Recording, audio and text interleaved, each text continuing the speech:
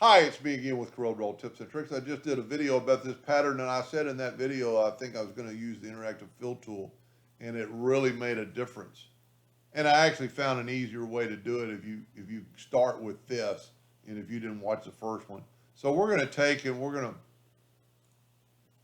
to take the Smart Fill tool, and we're going to fill this in with that color, and then we're going to pick a lighter blue for this side, and then I'm going to get the interactive fill tool.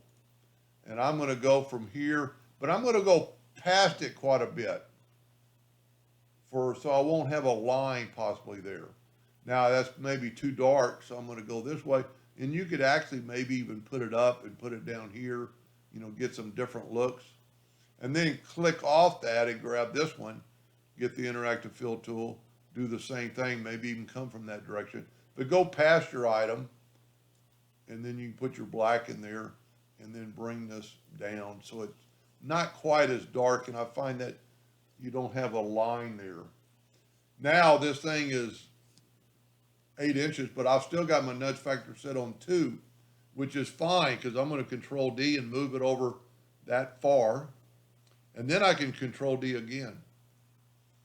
Then I've still got it set on 2. I can Control D and move that over and then to the right, and then Control D. Well, what you want to do on that one, you want to grab everything so you won't have so many ends left over. And don't worry about those ends because we're going to do the same thing we did before, holding down the Alt key and swiping through. Anything the Alt key touches with your pointer, it will hit. So I missed that because it wasn't quite in there, and then hit delete. That's a pretty cool effect. It really looks now much more three-dimensional. I hope that helped. Thank you for watching.